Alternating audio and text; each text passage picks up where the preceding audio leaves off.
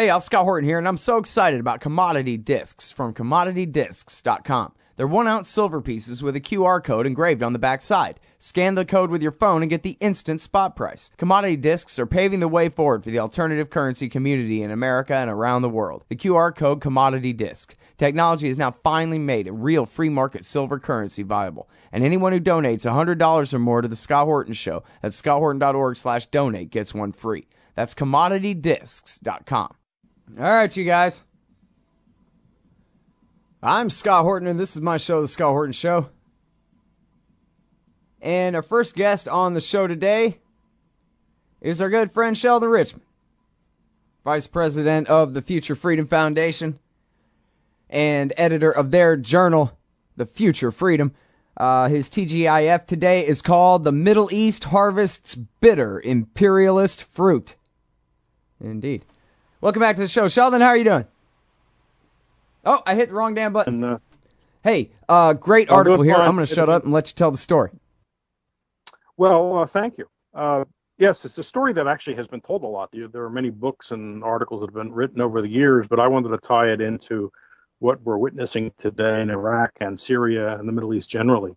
And it tells the story of how during World War I, Great Britain and the French, but mostly Great Britain was pushing this, wanted to hurt the effort of the Turks, the Ottoman Empire, to help Germany and the Austro-Hungarian Empire.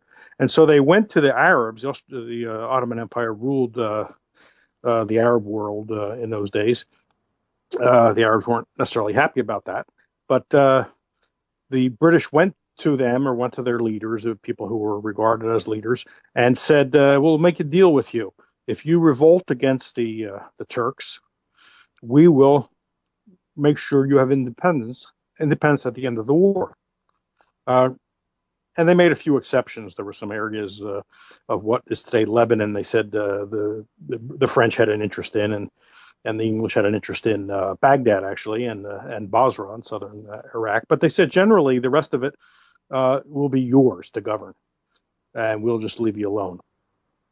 So that was a nice promise, and it was taken up. It was accepted by the Arabs. There was correspondence between the British High Commissioner in Cairo. The British had, of course, occupied and ruled Egypt since the 19th century. So there was correspondence between the Sharif Hussein, who was one of the leaders of the Arabs, and certainly one of the most head of one of the most prominent families, the Hashemites. So between McMahon, the High Commissioner, and Hussein, they had an understanding in a series of letters written in 1915 and 16, asserting that Arab independence would be respected after the war, assuming England won the war. So this is the famous story of Lawrence of Arabia. A lot of people have probably seen the movie, and while that might not have been totally historically accurate, there's a lot of controversy around Lawrence. That's generally what happened. He and other Brits went there and led Arab forces to disrupt the Turks' war effort, blowing up railroad tracks and attacking Aqaba which is between Israel and Egypt, and really hassling the Turks.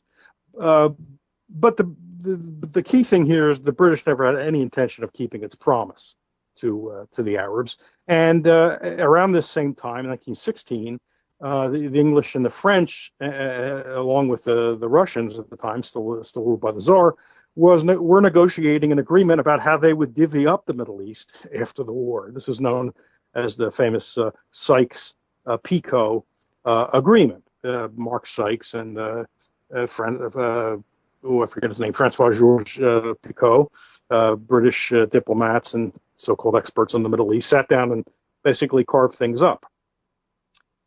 Russia was still in the war then, and so Russia was going to get a piece of what is today the Republic of Turkey. Syria was going to get, France was going to get Greater Syria, which includes what's now Lebanon. Britain would get a good bit of Mesopotamia, namely Iraq. and some ports on the Mediterranean. And then so those were the best developed parts of the Arab world, and that's what was going to be given to be taken by the French and the British. The greater part of the Arabian Peninsula, what we know today as Saudi Arabia and Yemen, was undeveloped, and its oil potential had not yet been discovered. And so they kind of said to each other, we'll give that to the Arabs. They can have that. We'll rule the rest of it. So they took what they thought was the best part of it. This was a secret. Obviously, it was a secret because if you've made a promise of independence to the Arabs, you're not going to want this published. You at least want to wait until late, until the war's over and you got your troops there to enforce your will. But one little thing happened that was not anticipated by the French and the English, namely the Bolsheviks. By then the Russians had left the war. There was, the Tsar was overthrown. Then they had this provisional government, which stayed in the war and which enabled the Bolsheviks, which was a rather small segment, to have their own revolution in the fall of 1917. They overthrow the Kerensky provisional government and take over. And in my view, the only decent thing that Lenin did in his whole adult life, I suppose, was to discover the Sykes-Picot Agreement telegrams and whatnot in the Tsar's records and release it to the world to embarrass the English and the French. And well, that was a little bit earlier than the French and the English wanted it exposed, but the Arabs were already sort of fully in. There was nothing much they could do about it at that point. And so things went ahead. And then, the Sykes-Picot Agreement, the terms of that agreement were modified in various ways through other agreements, through changes in the world situation, namely the Bolshevik Revolution, and later conferences in 1920, like San Remo in Italy. They did some modifications. And it ended up with, pretty close to Sykes-Picot, but some differences. So, like I said, England gets what they created Iraq out of Mesopotamia. They created the new state of Iraq. The French got Syria and created Lebanon, and Palestine was to be which was originally supposed to be internationally supervised, became what they called a mandate, which was their euphemism for colony. In fact, they were all colonies. They just didn't use the term anymore. They thought, well, here in the 20th century, 19th century colonialism isn't going to fly. So they changed. They used words like protectorate and mandate. And so England got Palestine, and they separated Jordan as a separate state. It was called Transjordan at that point. Later, just plain Jordan. And they created states. They just created states. They drew lines through religious sects, like separating, sometimes dividing sects, like, Sunnis or Shiites, just draw an arbitrary line in the sand, bisecting tribes and ethnic groups, like the Kurds. The Kurds are sort of scattered around. Kurdistan could be a sort of a contiguous area, but at the moment, it's parts of 3 or 4 different states, including Iran and Turkey. And so they decide, they're just colonial planners creating states out of whole cloth without any regard for the people. They never asked the people. They were not involved in any of the conversations or conferences or anything. It was just the colonial mindset that we know better, we're civilized, they're savages. Maybe someday, they might have said in some theoretical frame of mind, they'll be ready for self-government, but for the time being, we know best. Meanwhile, so they were lying to the Arabs. They made a promise they never intended to keep. Meanwhile, in 1917, before Palestine had been conquered, the Balfour Declaration is issued, in which the king of England is saying that he looks with favor on the creation of a Jewish national home in Palestine, which created more headaches. Right. Well, now the music's playing and we got to take this break. But yes, when we get back, we'll talk more about how everything wrong in the world is Woodrow Wilson's fault with the great, and the British and the French, with the great Sheldon Richman, FFF.org. Why does the U.S. support the tortured dictatorship in Egypt? Because that's what Israel wants. Why can't America make peace with Iran? Because that's not what Israel wants. And why do we veto every attempt to shut down illegal settlements on the West Bank? Because it's what Israel wants. Seeing a pattern here? Sick of it yet? It's time to put America first. Support the Council for the National Interest at councilforthenationalinterest.org and push back against the Israel lobby and their sock puppets in Washington, D.C. That's councilforthenationalinterest.org. Me. Welcome back. I'm Scott. This is my show, The Scott Horton Show. I'm on the Liberty Radio Network, scotthorton.org. Talking with the great Sheldon Richman from the Future Freedom Foundation, fff.org/subscribe for the Journal of Future Freedom, which he edits, which I ought to write for if I wasn't so busy and lazy. All right, we're talking about his great article today, The Middle East Harvests Bitter Imperialist Fruit. And it's about, the British and the French having their way with the former Ottoman Empire at the end of World War I. And I have to point out here that if Woodrow Wilson had not got America into World War I, then the war would have ended as a stalemate rather than a total victory for the British and the French, who were then able to dictate all these terms, and the British Empire was able to expand by 1 million square miles. And, other things would have happened instead. I don't know, but boy, oh boy, it didn't have to be that way. And so not only can we blame the rise of Nazi Germany and even the rise of the Soviet Union on Woodrow Wilson's intervention in World War I, but also all the consequences in the Middle East as well. And where we left off at the break was this promise from Lord Balfour to Lord Rothschild that, yes, the English will support the creation of a homeland for the Jews in Palestine. Right. And, you have to look at that as part of the whole picture. I mean, it fits in with Sykes-Picot. The main question is, by what right or authority or power, or I guess power, if you put it in terms of power, it answers itself. But by what authority does the British dispose of Arab lands? I mean, it's Arab occupied land. They've been there a long time. They worked the soil. They grew farms. They had towns and villages. I mean, it belonged to the Arabs. I don't mean in a collective sense. I mean in an individual John Locke sense.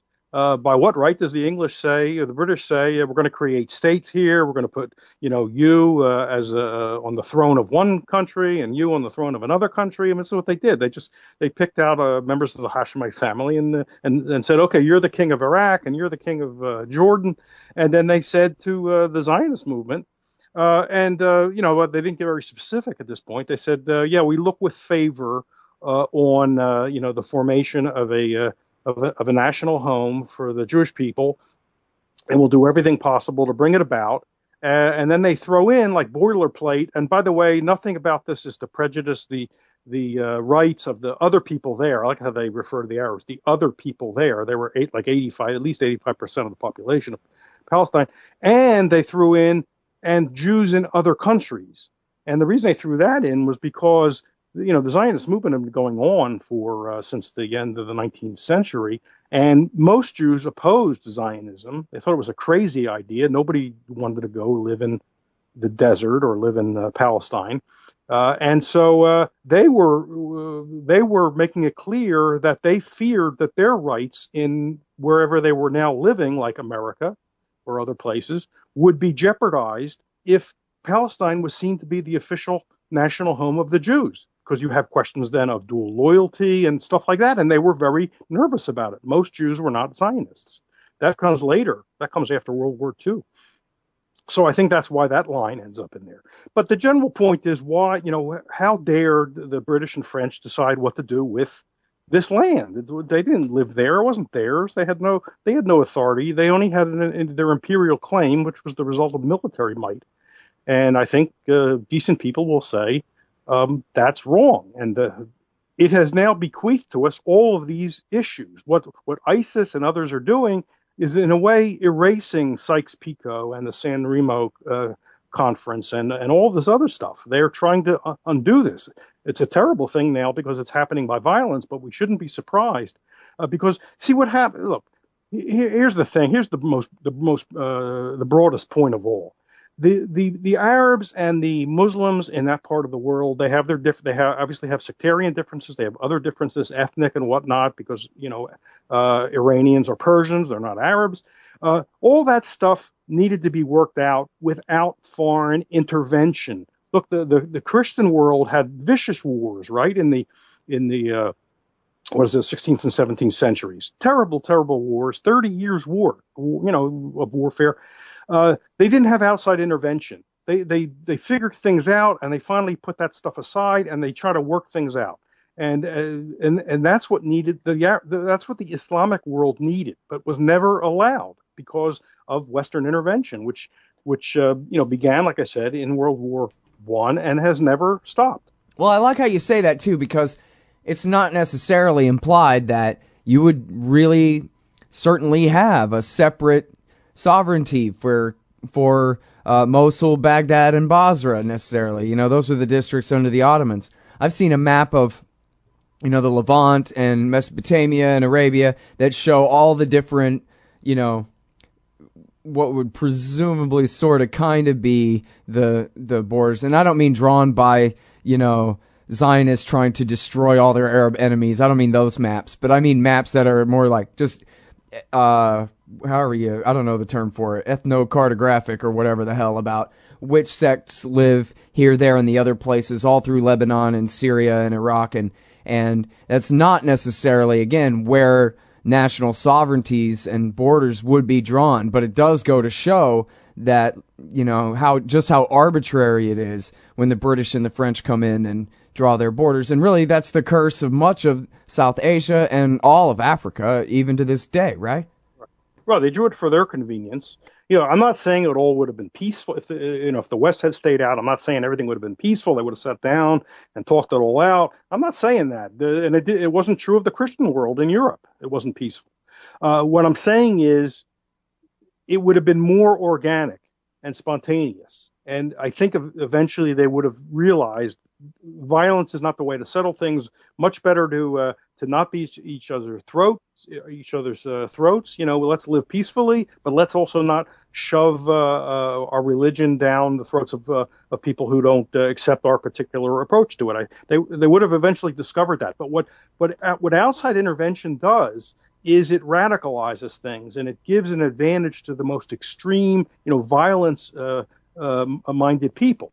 Because, if anybody who seems more moderate is then accused of being an accommodationist, maybe even an agent of the foreign power. And so they are at a disadvantage. Any voice of peace is at a disadvantage internally. And the most radical are at an advantage. And I think we're seeing that today. Mm-hmm. Well, yeah, I mean, certainly you can see it in Iraq. And it's... my theory, and I don't state that well because I'm not much of an economist, but I like economists. I'm interested in the things they say. And it all just seems like basically it's the army serves as dollars in a inflated bubble of power for certain groups who wouldn't necessarily have had it. So, for example, just as a thought experiment, never mind how horrible and immoral it is, but if the Americans had somehow zapped Saddam Hussein from the sky, but without the regime change and the entire invasion and overthrow and what have you, that the Supreme Islamic Council and the Dawa Party and the Badr Brigades, they might have showed up. Ahmed Chalabi and his guys, they might have showed up. But like you're saying, how it would have really worked out among the power factions just among the Shia, and then how it would have worked out among the power factions fighting over Baghdad in the fights versus the former Baathists and whoever else, jihadis and whoever else, that it would have been a much more organic thing. In other words, not that they would always adopt peace, like you're saying, and everybody would work together, whatever, but whatever resolutions would be much closer to representing natural amounts of power among the leaders of the different factions, compared to having America come in and say, well, Abdulaziz al-Hakim is George Bush's guy, and so we're going to go ahead and do what he and the Ayatollah Khomeini want. Right, that aggravates things. You also need to keep in mind that over the many years, we're talking about almost 100 years now. Yeah. August will be the centenary of the beginning of the war, August 4th, 2014. We have to remember that over all that time, the Western powers, particularly the French and the English, would buy off various people and factions to do their bidding. A lot of people are susceptible to living a cushier life and getting some sort of power if they do the bidding of the imperial overseer, and that creates a lot of scores to be settled later on. People have long memories. And so even when the imperialists maybe loosen their grip for whatever reason, maybe they're busy somewhere else or something like that, people then say, well, good, now's my chance to settle the score, to get even with those people that were bought off by the imperialists and did their bidding and hurt us. Now we're going to go get them. So you see how it fuels future violence that doesn't just stop the moment the imperialists get out. Even if they were to just suddenly say, okay, you're right, we never should have done this, we're leaving, everything doesn't then automatically become peaceful and liberal and everything that we like. It's right. People still will have grievances and they'll want revenge. So you can't put the toothpaste back in the tube very easily. Right. Well, yeah, I mean, I just think you're absolutely right in that Iraq really shows where, even though it was a fake country that was invented by the British and the French, hey, that was 100 years ago. So yeah. The Iraqi people, they've been through a lot together. And after all, Mosul, Baghdad, and Basra always have been pretty nearby. And so even though there's the Turks and whatever, so you could call it Iraqi civilization. There wasn't, Shia civilization and Sunni civilization there.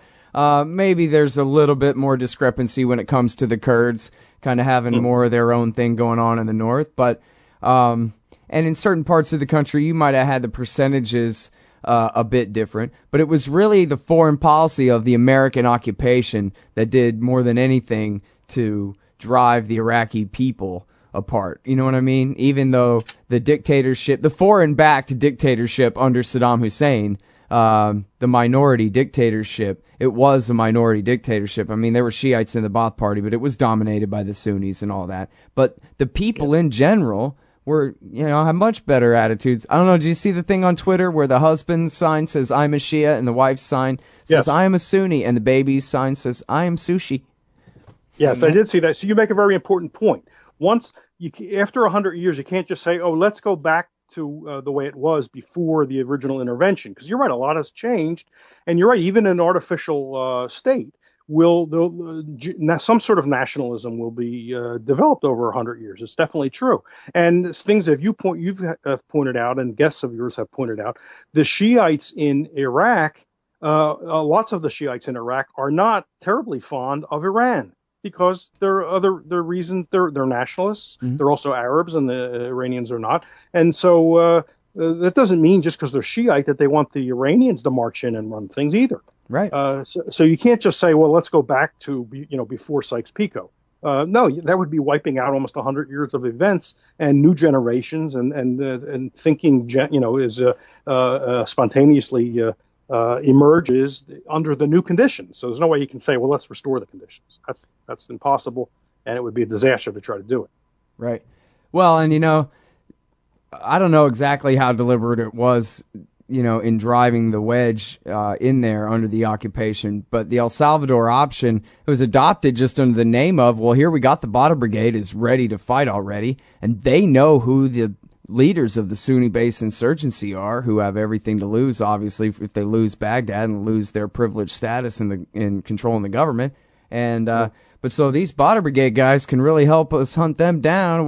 But of course, that was just again doubling down on Bush's bet on the Hakim faction, the Supreme Islamic Council, and that's what really created the civil war. The attacks on Fallujah and the supporting of the El Salvador option, Bada Brigade option on the American side, and then the Al-Qaeda in Iraq response from that is what led to the whole civil war. So I'm not saying it would have been anything like nice at all, but you can just look right at how the Bush policy had just completely distorted the hell out of who had what power and the devastating consequences of those distortions.